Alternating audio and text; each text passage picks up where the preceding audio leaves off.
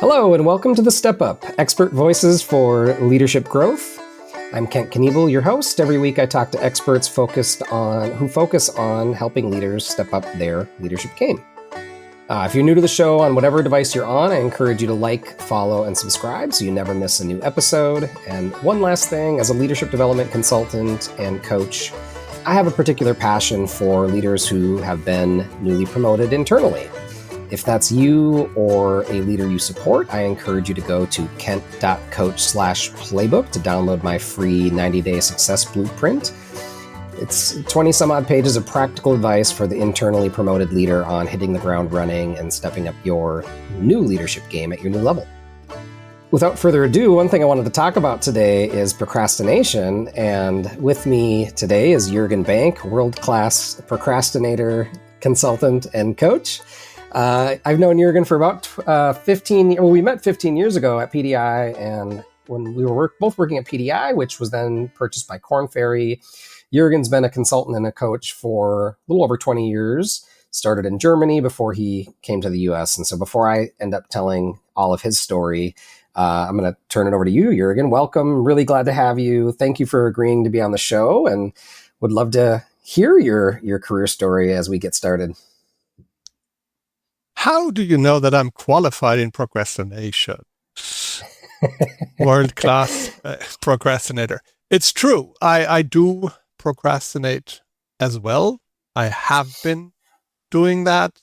That's one of the reasons why I thought it might resonate with our audience. And I'm also working with people who have been procrastinators or have been suffering from their procrastination. I don't think there's a fix to never procrastinate. But you can get comfortable and you can channel it. So we'll talk more about that, I believe, later on. Yeah. So tell me, how did you get started in consulting, coaching? What led you into this? How did you get to the other side of the camera here today? My focus was always on people and not having a boring job. That led me. I mean, truly, it's like my biggest fear was I end up in a job where I'm bored with the shit with the stuff I have to do every day, and I thought that would be the worst. So I decided psychology is probably interesting, and there's always people, and people are always different and quirky, and so that's my way out. And on that trajectory, I got into leadership training, was in front of groups for years. Then we added some more qualified psychometrics, how to understand people through questionnaires, how to help people understand what they don't know, where they're not good. Like what we did at what then became Korn Ferry was simulate leadership situations where we could, as experts, not experts in leadership for everything. We were not better leaders than these people. They were pretty distinguished.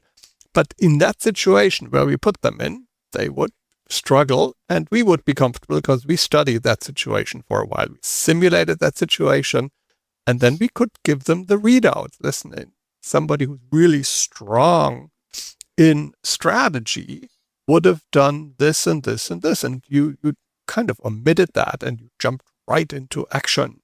For example, that would have been a very concrete feedback to a simulation exercise that we did back then. Mm-hmm.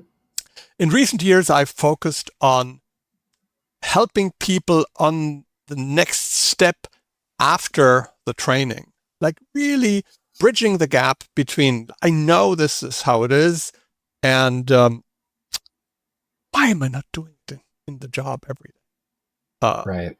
And coaching is really the tool where that translation happens and where we discover what's actually in between. Between you understanding and you doing what you really want to do. Yeah.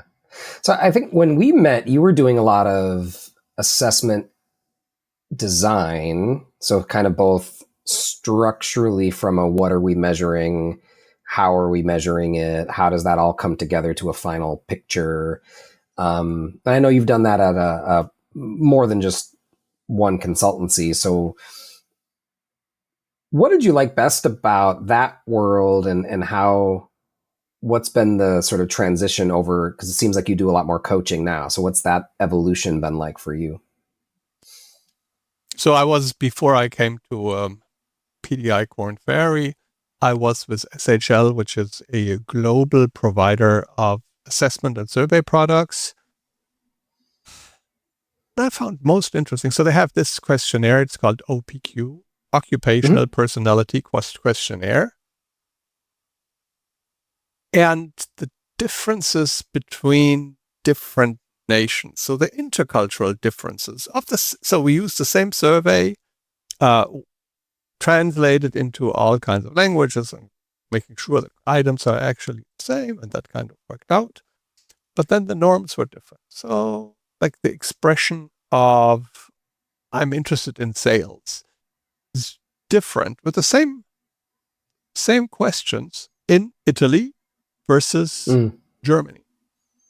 And then like the intercultural stereotypes sometimes apply, and sometimes it's surprising how things are different. And in particular, if you go into Asia, where there is very different cultural impacts. So my trajectory is like, let's keep my job not boring, was completely satisfied, even when we looked into statistics and very sophisticated analytics.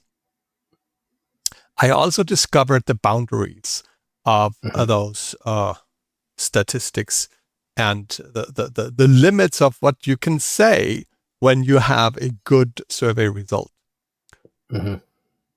So what do you mean by that? Tell me more.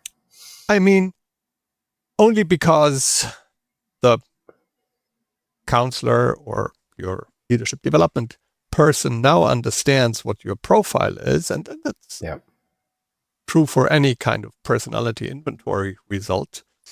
That doesn't really predict what you do in specific situations, and that doesn't track how you change. So I do believe there is a change in behaviors, and like in the personality environment, we say, every 2 years you should like redo it. Then you don't see much difference because the items are designed for high reliability. So they kind of very conservative.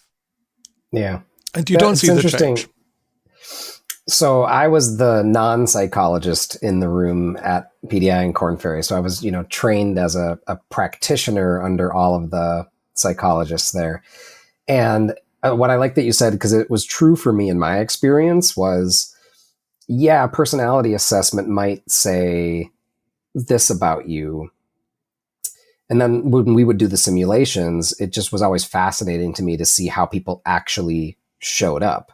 Now, and that's still a simulation, right? So is that even actually how they show up truly on the job? Probably pretty close. But the number of times that I saw someone show up in a way that the personality inventory would have said they would have done the opposite, I just thought that was fascinating. I found myself to not be a personality purist just through my own practice, because I think my own feeling on that was adults, as they grow and learn and have goals in life, maybe start to make some conscious choices about how they're going to behave in order to get to those, the outcome that they're really looking for. So it's just interesting when you were talking about, personality and sims, and as well as life changes, right? So I think what you're saying is, assessments, a personality assessment shouldn't change dramatically over time, but there is a window where you probably should reassess. Or if there's for me, I'll give you just a quick example. I took the Hogan probably 3 years apart, 2 or 3 years apart. I took it as a hire, pre-hire assessment. And then maybe a year later or so, I took it when I was training to be certified in it.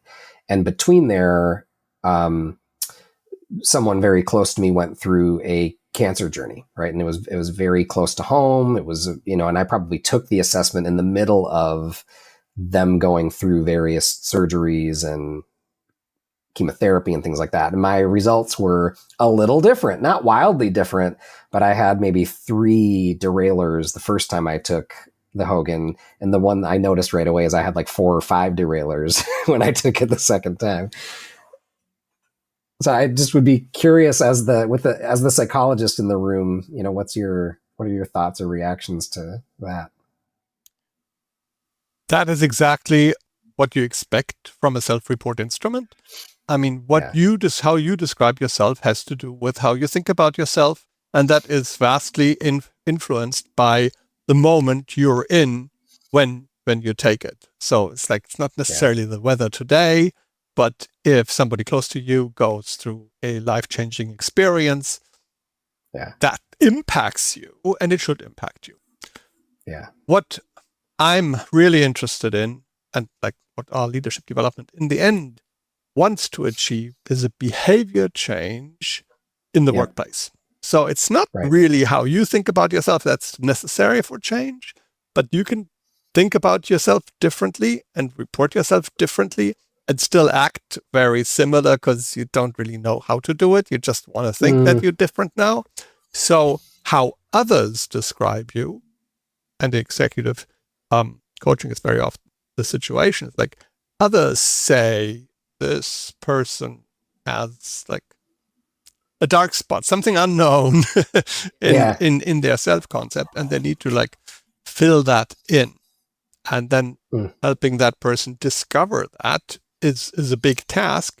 The Hogan is blind to that because the Hogan only sees what you say you are like. Yeah. Yeah. Well, and even if it is to be an assessment of likely reputation, then to bridge from somebody taking the assessment to, so what do you want to do with this? And what do you want to work on from here?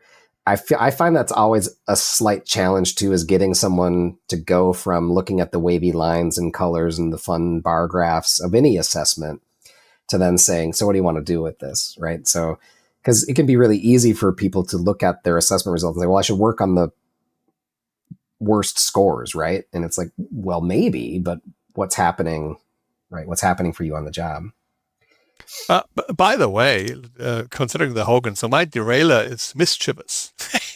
Yeah, I don't doubt it. And it's like, I'm sorry, that's not a derailer. That's my strength. Right. That's my superpower. Yeah. I am creative. I'm spontaneous. I'm so crazy that I disrupt my own scripts all the time, which is actually a strength. And if you take that out, I bore myself. Yeah.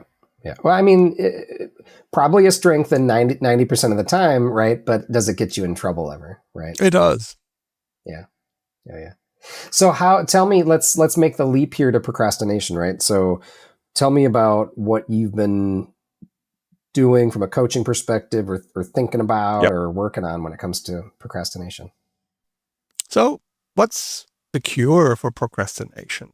Just to put it in context, people who come to me and like some of their aspects is procrastination, where they want to get better. They know the Eisenhower matrix, like do what's urgent and important. You do that now. And what's important, but it's not that urgent, you can wait. That can wait till tomorrow. If it's not important, but you need to make a decision, like what dressing you want on your salad, it's not that important. So somebody else can make that decision. So, and my favorite is if it's not important and not urgent, you don't need to do anything. Just like let it die.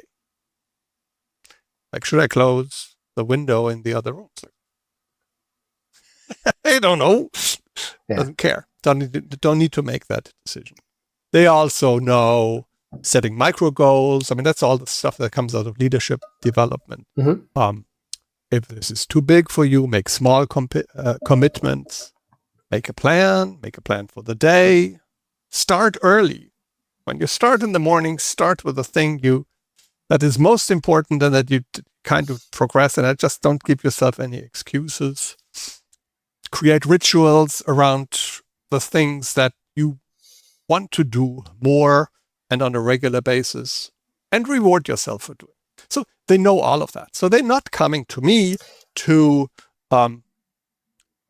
hear my knowledge.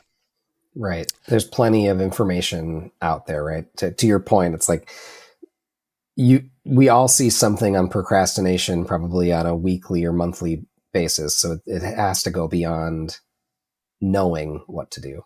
That's right. So, Ken, I want to do an experiment with you. Okay. I'm game. Ken, I want to demonstrate how coaching works with you. And Okay. we want to assume that procrastination is something you would like to work on. Now that we haven't talked about that beforehand, it's not scripted or anything. Yeah. But let's just assume you want to work on your procrastination. And I also assume that you know what procrastination is in your life. Yeah. Yeah. Can you recall a situation that's shareable on this podcast where you were procrastinating? Yeah, I would call it maybe strategic procrastination. So I can think of right now, right? I have probably given myself too much runway from a project planning perspective on building out a learning module for a client, right? I've known about needing to build this learning module for 6 months. It's not needed for even another month. I probably could have done it over the last couple of weeks. It's due to my client early next week. Very doable, and I will probably wait until the last minute to do it just in time. So is that workable? It works. It sounds very workable. It's like, okay. We all can relate to this. It's like, there's a long-term thingy. It's like, it's not urgent yet. Eisenhower, let's wait. Yeah. Yes, right? I'm waiting until it hits the urgent quadrant. So it's a learning module that you want to design, and it's still 1 month out. When do you think you should do it? I mean, I should have done it any day this week already, and come Monday, it'll become urgent, and I will be doing it on Monday, even if that means I'm taking my laptop to bed with me. So you will do it. I should do it this afternoon, or I should do it tomorrow while it's a little less urgent. So you will do it on Monday, maybe. Most likely, if I don't make time for it today or tomorrow. Okay, so we're joking about it a little bit because it's kind of real, but it's also a little bit pretend. But it's no, this is real. So is this a pattern that you see in your life more than once? Oh yeah, definitely. I have thought this multiple times in my life that, I get a lot done when the heat's on. I don't think I create the fires, unless you would call this creating a fire. I don't know that I create the fires in order to fight them, but a little pressure prompting, I think at times can bring out the best in me. Okay, so you kind of like to be in the hot room. Maybe a little bit. If I had to be really honest about it, maybe a little bit. And can you think of any disadvantages of doing it like this? Yeah, it is a little stressful. Sometimes that stress can be fun and sometimes not. And if I were to think about the times where I've never regretted working ahead on things, right? If I work ahead on things, then life can happen in between. And then it doesn't become stressful when I've waited until the last minute, but then also the furnace goes out that day too, right? Like, so I have plenty of experience working ahead, and I know that I enjoy that experience better. I know that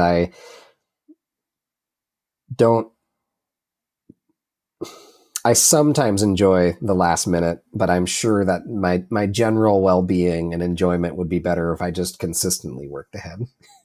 Yeah. What other advantages can you think of like working ahead a little bit? Yeah. More time for review, right? So more time to refine and make it better. I'm trying to think in this case, what's the other advantage? I mean, it would invariably in our line of work, things come up all the time. That's like, oh, here's a juicy opportunity to sink my teeth into. Now I've got to put that off for another day because I still have to get this thing done. You're right. Or it's like, it's a call you can't take because you've got to make time for this thing, or something you now can't do because you still have to make time for this thing.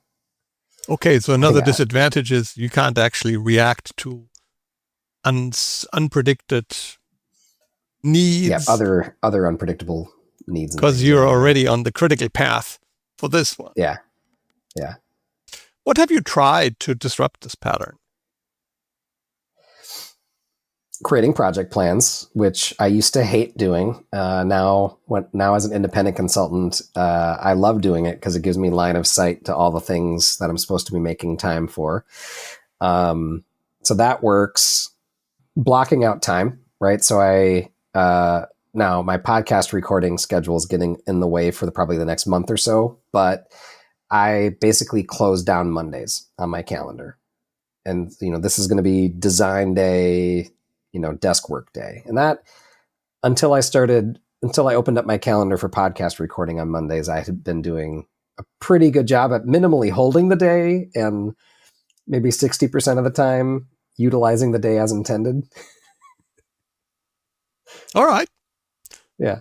So you've done something that it doesn't really seem like a life-threatening or career-threatening situation right now. You're still kind of toying with it. It's like maybe a little bit improvement, but not too much. What would Super Kent do?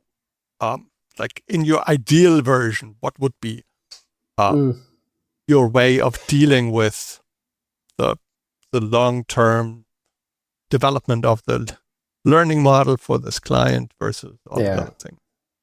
I mean, I probably should put it on my calendar like any other meeting, like the things that get in the way, which is things on my calendar, right? So that would probably, Super Kent would probably get a bit more diligent about not just knowing and having it on a to-do list, like roughly when is this due? And that probably means I need to work on it next week. Super Kent would probably put that on his calendar so that a meeting didn't get put there, and then that time was dedicated and happened, which was sort of the intent of the Design Mondays, but I didn't put anything other than the giant block to keep things away. Okay. Design Mondays. Yeah. Okay. So there's actually already a micro action that we can. Yeah. Actually, I can ask you in the next step, like, okay, can you create that action for yourself of the things that you really want to do? So Monday 9 to 11:30. Yeah, I still haven't. I have my Outlook is open still, Jurgen. Fine. I'm putting it on my calendar for tomorrow. All right, so you do it for Jurgen. Now that's usually not how coaching is effective. It's more like that's a really good point, and I should probably just put it on my calendar and get it done. What else? I saved it. Okay, fantastic. So this one is improved. So you joke, but I don't know that I would have put that on my calendar without an intentional conversation with someone, right? That's making me stop and pause. So jokingly, you said I'm putting this on the calendar for Jurgen, but truly I think the magic here is the permission for me to pause and talk about the issue. And that in and of itself is prompting me to do something about it. And the next step is, how can you do this on a regular basis? How can it become a habit? So one thing of looking at it is like, what were the hidden benefits of not doing it? So. So we've both lived the life of like planned out days to the nth degree. So one of the benefits is I do it when I feel like versus when someone or something is telling me to do it. So it allows me this easy breezy life. Okay, you don't really want to be scheduled, not by yourself, and certainly not. And yet, if you looked at my calendar, you would say that seems to fly in the face of what my calendar actually looks like. Yeah, but I take your laugh as a confirmation. You don't like it. Like, if you can avoid it, you can avoid it. So how can you make it more fun to schedule yourself and not feeling scheduled? I mean, I do like when I work ahead. That is for sure. So that is fun. But maybe I could think of some way to treat myself, right? If I work in this way. Maybe you can find something to treat yourself. That's an interesting thought. Yeah, love it. All right, maybe let's stop this exploration. But that's how coaching works. It's like I don't know how to solve your problem. I have no idea. I know exactly what you know, and sometimes I know a little bit more because like somebody's not Kent and has read everything I read. Yeah. But that is not the source for the coaching. But the coaching kind of mirrors things back. I want you to hear yourself say what you want to do. Right. Aha. Yeah. From your mind into your mind, that sticks, and that sticks better. Yeah, love it. I think it's a really good. I don't know how many times I'll demo coaching on this podcast. I think that was a fun opportunity probably for others to see kind of how coaching works, let alone the topic of procrastination, which I think everybody wrestles with in some way, shape, or form. So as we move into, well, any final words about procrastination before we move into our final segment here? Procrastination is like a simple term that applies to a million of different things that lie beneath. And I actually, that's something also for the audience, like for the self-improvement that is like easier than coaching because you can do it yourself. I mean, you can explore yourself. And if it doesn't work, go find a coach. But you can explore yourself, like what actually lies beneath my procrastination. So for you, one aspect was, I don't want to be locked in by my freaking Outlook calendar. Yes. There you go. There's also procrastination out of fear of failure. There is procrastination, fear of judgment. I don't want to be judged. Or procrastination, fear of change. All kinds of fears drive procrastination. So it's like there is, yes, schedule yourself and put it on the calendar and follow your calendar. That's how you do it. But in your mind, you need to overcome the hurdle that's before that. Yeah. Interestingly, I would say a common theme for me in my life on something that makes me procrastinate is I can make a mountain out of a molehill in my own head, right? I can be like, oh, that's going to be this giant thing. It's going to take me hours and hours or days and days. And then when I finally take making a PowerPoint deck, like sometimes in my head, I'll make this into like, gosh, this is going to take me forever. And then I sit down and I pound it out in 30 minutes. Right. And, and that's translated to other places of my life. Like I built a floating deck in my backyard that in my head, I made it this is going to take me months. It took me one weekend after I had it planned out. Yes. So it's actually there's two things. One, like thinking things through in your head. Also, like especially when it comes to building decks. Once you have a clear plan, you can do it in the afternoon. If you don't think it through for a longer time, then you build BS and you need to tear it down because like you change your ideas in the process. So it's like there is something said about the maturity. Yeah. So it's nothing wrong with thinking things through. And there are certain aspects in not doing everything right away. But if there are specific patterns that really get in your way to do it to the degree that you're annoyed with it, face your fear. Yeah, love it. Well, so hopefully this thus far has been interesting or helpful for our procrastinating listeners out there. So as we transition into our final section here of the podcast, so I asked you to prepare three things our listeners could take away, take action on in some way from today. So I'd love to hear about what those are. Yeah. So number one was identify what lies behind your procrastination so that you can apply all the smartness from the leadership training. And is that just as simple as stopping and asking yourself, what am I getting out of this? How am I benefiting from procrastinating?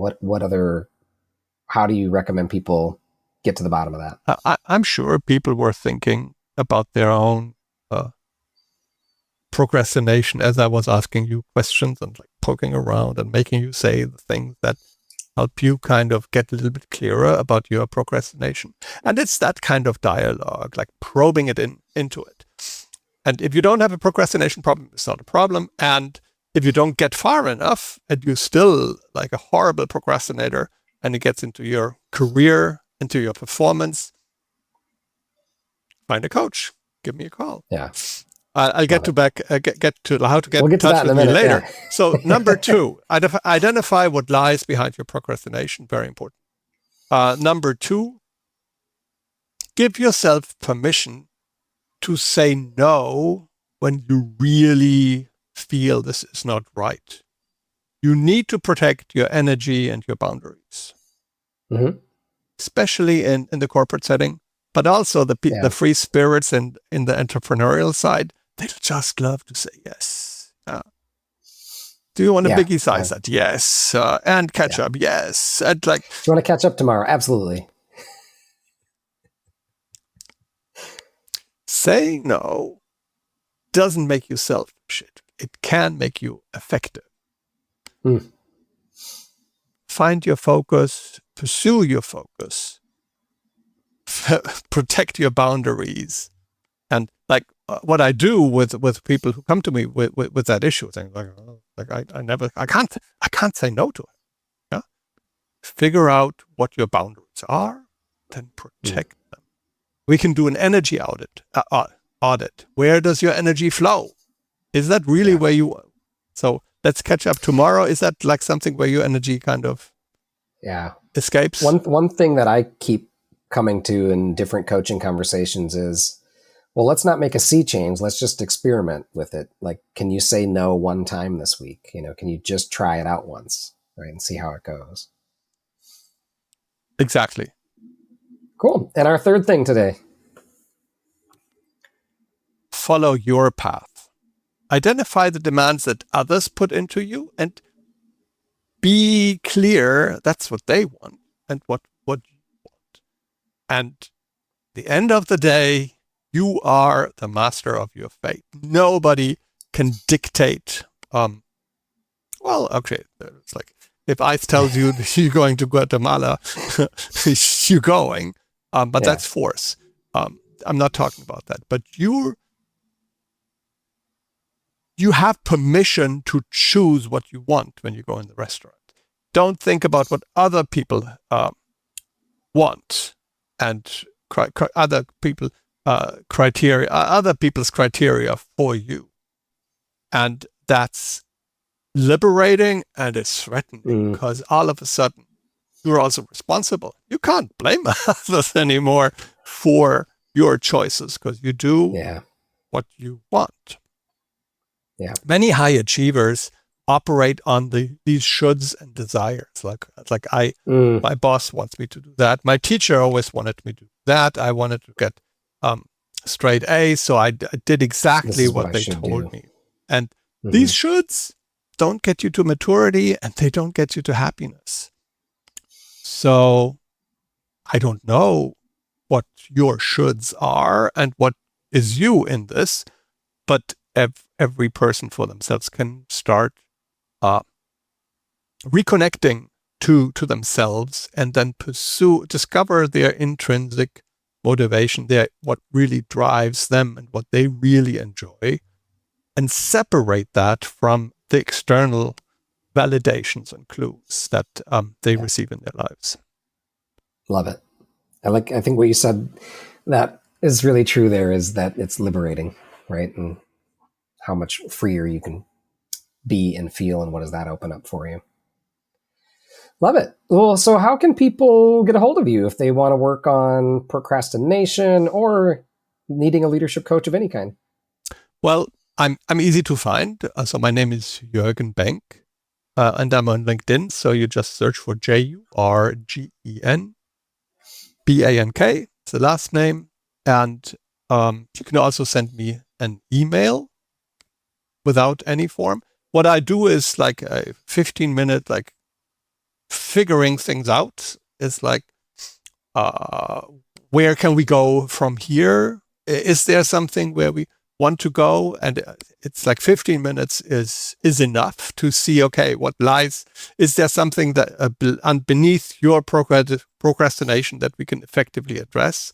And usually the issues are slightly more complex, and the pain is harder than, oh yeah, I should have done it last week, but I'll do it next week, so I'm good. Yeah. So on LinkedIn, there's also this button, your story matters, let's talk. And then you can self-schedule a short meeting with me. Nice. And awesome. I really enjoy that. And it's actually, it's one of the things that fuel me. It's like, oh, there's people who come and have questions about their growth. And if we can do it in 15 minutes, we do it in 15 minutes, or we see what other options we see. Nice. Awesome. Well, I'll make sure I include your website and LinkedIn or an email address in the show notes. So appreciate that. And so that brings us to the end of our episode today. Thank you, Jurgen. So I would encourage all my listeners to head on over to not only check out Jurgen's LinkedIn page, but come on over to my website. I made it as easy as possible from the old mouthful that my website used to be. So go to kent.coach. That'll bring you to my website. If you're interested in what should I do post-promotion, how do I effectively land my first quarter on the job, I continue to encourage you, or if you're supporting a leader, to head on over to kent.coach/playbook. Before you go on with the rest of your day, I do ask that you take a minute to rate and review this podcast, preferably 5 stars. That helps put this in front of more eyes and ears, depending on the platform you're on. So Jurgen, thank you a lot for being on today. I really appreciate it. I know I got a lot out of it from my own procrastination journey, but I'm sure our listeners will as well. It was a pleasure. Thank you so much. Well, thank you to all the listeners. Appreciate your time as well, and catch you in the next episode. Take it easy.